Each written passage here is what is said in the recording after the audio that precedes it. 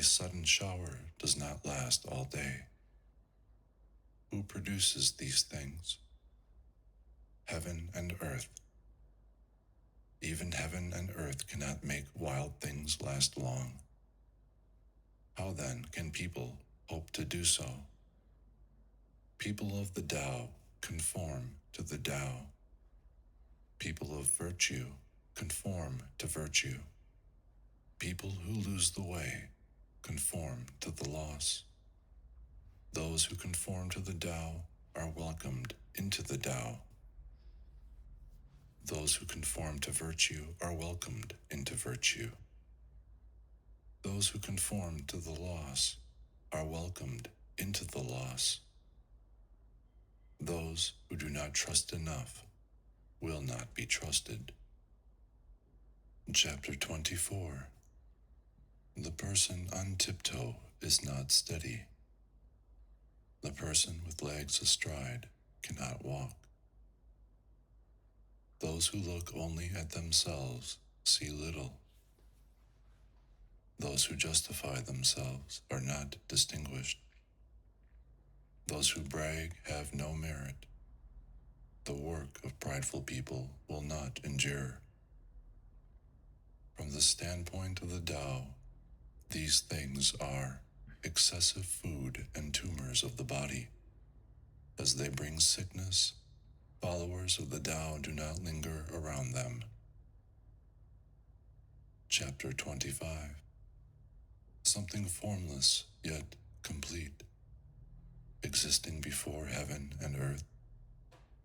Silent and limitless, it stands alone and does not change. Reaching everywhere, it does not tire. Perhaps it is the mother of all things under heaven. I do not know its name, so I call it Tao. When I have to describe it, I call it great. Being great, it flows. It flows far away. Having gone far away, it returns. Therefore, the Tao is great. Heaven is great. Earth is great. People are also great. Thus, people constitute one of the four great things of the universe. People conform to the earth. The earth conforms to heaven. Heaven conforms to the Tao. The Tao conforms to its own nature.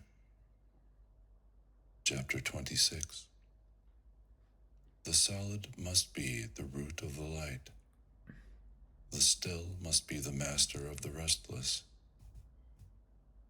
Therefore, wise people, when traveling all day, do not lose sight of their baggage cart. Although there are beautiful scenes to see, they remain quietly in their own place. Should a lord of 10,000 chariots appear more frivolous than a simple traveler? To be light is to lose the root. To be restless is to lose the master. Chapter 27. A skillful traveler leaves no track. A skillful speaker makes no slip. A skillful reckoner needs no counting rod. A skillfully made door requires no bolts, yet it cannot be opened.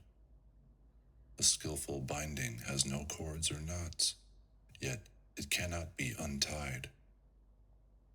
Therefore, the true person is skillful in assisting people, and abandons nobody, is skillful in assisting things, and abandons nothing. This is called following the inner light.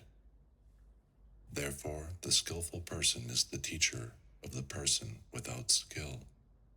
The person without skill is the material for the skillful person. If you do not respect the teacher, if you do not care for the material, you are on the road to confusion, and your cleverness will not save you. This is an essential principle. Chapter 28. Develop the strength of a man, but live as gently as a woman. Become a brook, and receive all things under heaven. If you are such a brook, then virtue will constantly flow into you, and you will become a simple child again. Know the pure, but live the life of the sullied. Become a fountain to all things under heaven. If you become such a fountain, then you will have abundant virtue, and you will return to the state of the uncarved block. When the uncarved block is cut up into pieces, it is turned into specialized instruments, but the true person makes use of it whole and becomes the master of the instruments. Hence it is said, the finest carver cuts little. Chapter 29. Whoever wishes to take over the world will not succeed. The world is a sacred vessel, and nothing should be done to it. Whoever tries to tamper with it will mar it. Whoever tries to grab it will lose it. Hence, there is a time to go ahead and a time to stay behind. There is a time to breathe easy and a time to breathe hard. There is a time to be vigorous and a time to be gentle.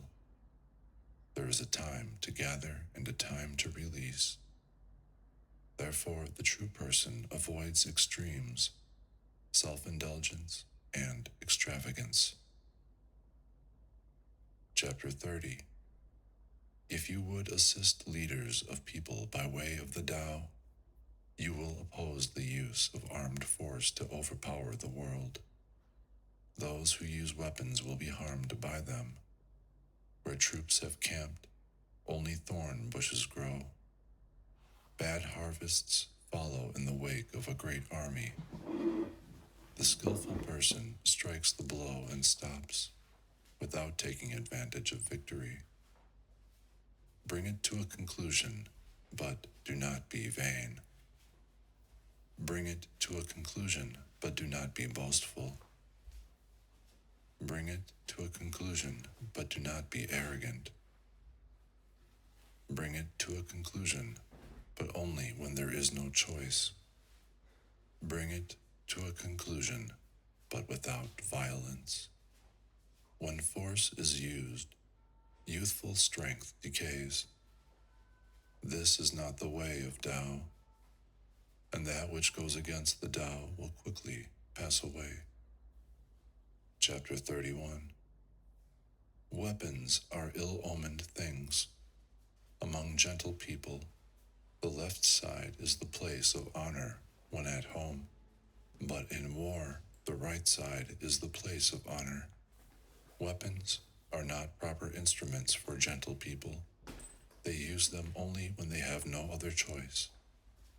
Peace and quiet are what they value. They do not glory in victory. To glorify it is to delight in the slaughter of people.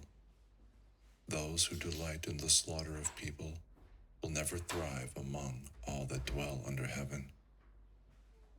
The army that has killed people should be received with sorrow. Conquerors should be received with the rites of mourning. Chapter 32. The Tao is forever nameless. Though the uncarved block is small, it is not inferior to anything under heaven. If leaders could keep hold of it, the 10,000 things would submit to them freely. Heaven and earth would unite, and sweet dew would fall. The people would live in harmony without any law or decree. Only when the block is carved are there names. As soon as there are names, it is time to stop. Knowing when to stop prevents trouble. All under heaven will return to the Tao, as brooks and streams flow home to the sea. Chapter 33. Knowing others is to be clever. Knowing yourself is to be enlightened. Overcoming others requires force. Overcoming yourself requires strength. To know that you have enough is to be rich. Push through and you may get your way, but return home and you will endure. Live out your days and you have had a long life. Chapter 34. The great Tao covers everything like a flood. It flows to the left and to the right. The 10,000 things depend upon it, and it denies none of them. It accomplishes its task, yet claims no reward. It clothes and feeds the 10,000 things, yet it does not attempt to control them. Therefore, it may be called the little. The 10,000 things return to it, even though it does not control them. Therefore, it may be called the great. So it is that the true person does not wish to be great, and therefore becomes truly great. Chapter 35. Hold on to the great image, and all under heaven will approach you. Coming to you, and not being harmed, they will find rest, peace, and security. A passing guest will pause at the sound of music and the smell of fancy food. By comparison, the Tao is mild and flavorless.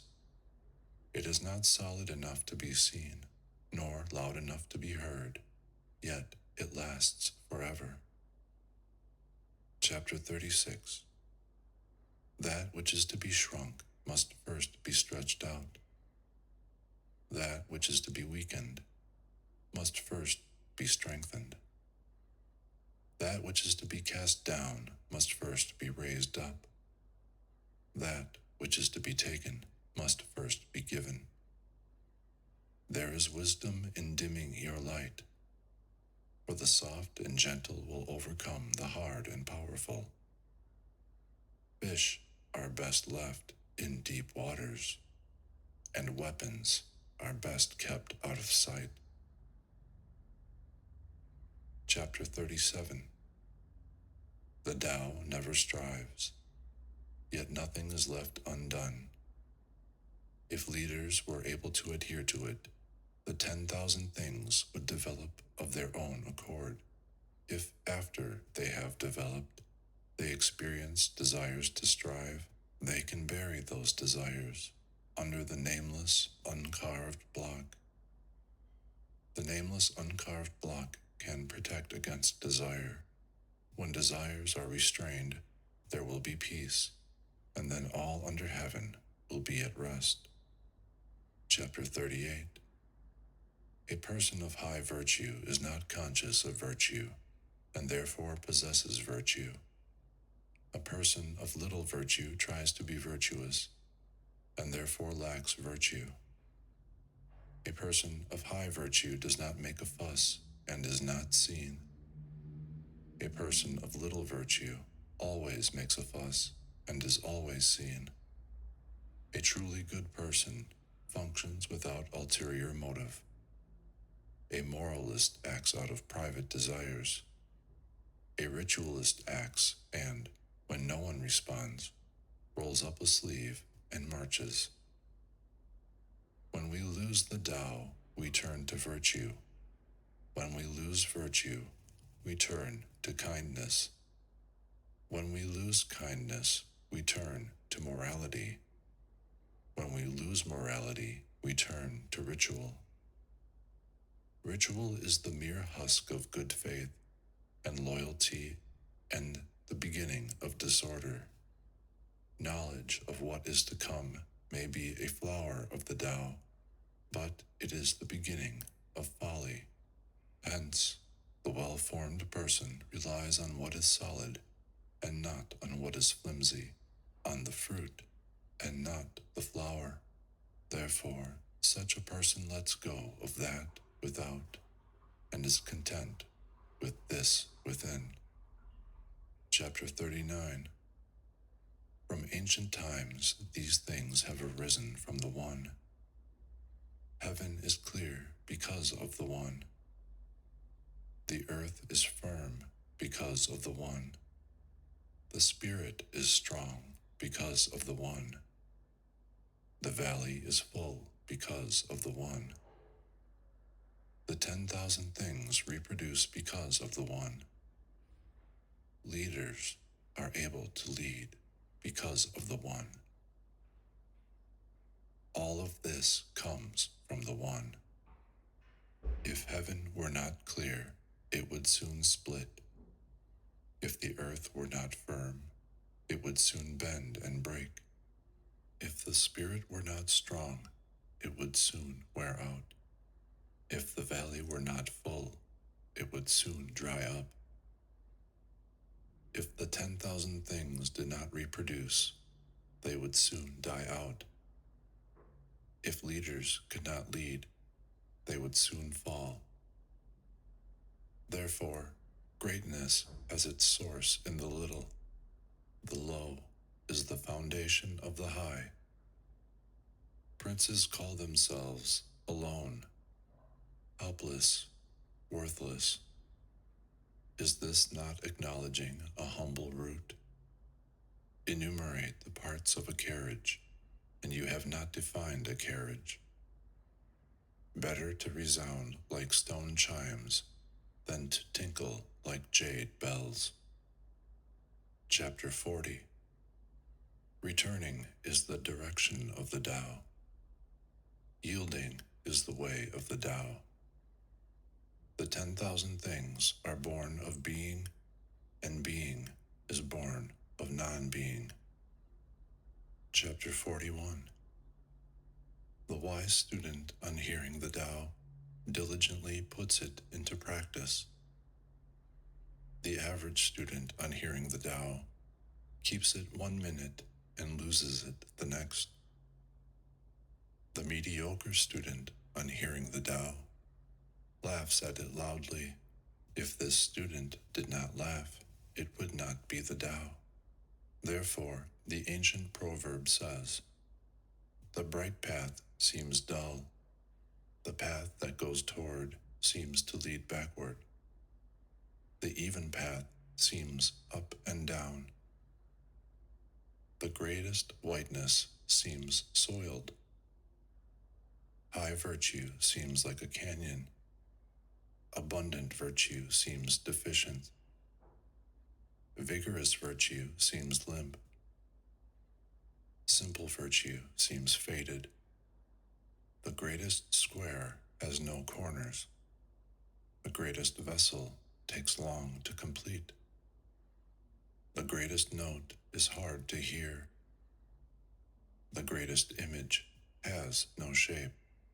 The Tao is hidden and nameless, yet it is the Tao alone that supports all things and brings them to completion. Chapter 42. The Tao gives birth to the One. The One gives birth to two. Two gives birth to three. And three gives birth to the 10,000 things. The 10,000 things have their backs in the shadow while they embrace the light. Harmony is achieved by blending the breaths of these two forces. People dislike the words alone, helpless, worthless, yet this is how princes describe themselves. So it is that sometimes a thing is increased by being diminished and diminished by being increased. What others teach, I also teach. A violent person will not die a natural death. I shall make this the basis of my teaching. Chapter 43. The most yielding of all things overcomes the hardest of all things. That which has no substance enters where there is no crevice. Hence, I know the value of action without striving. Few things under heaven can bring more benefit than the lessons learned from silence and the actions taken without striving. Chapter 44. Your integrity or your body? Which is more important? Your body or your possessions? Which is worth more? Gain or loss? Which is more harmful? Thus it is that the miser will pay much, the hoarder will suffer great loss. Be content with what you have, and you will not be disgraced. Know when to stop, and you will be preserved from danger. Only in this way will you long endure. Chapter 45. Great accomplishment seems incomplete, yet its use is not impaired. Great fullness seems empty, yet it will never be drained. Great straightness looks crooked. Great skill appears clumsy. Great eloquence sounds like stammering. Movement overcomes cold. Stillness overcomes hot. The calm and quiet set right everything under heaven. Chapter 46. When the Tao prevails in the world, swift horses are used to fertilize the fields. When the Tao is unheeded, war horses are bred on the borderlands. There is no greater offense than harboring desires. There is no greater disaster than discontent. There is no greater misfortune than wanting more. Hence, if you are content, you will always have enough. Chapter 47. Without going outside, you can know the ways of the world. Without looking through the window, you can see the way of heaven. The farther you go, the less you know. Therefore, the true person arrives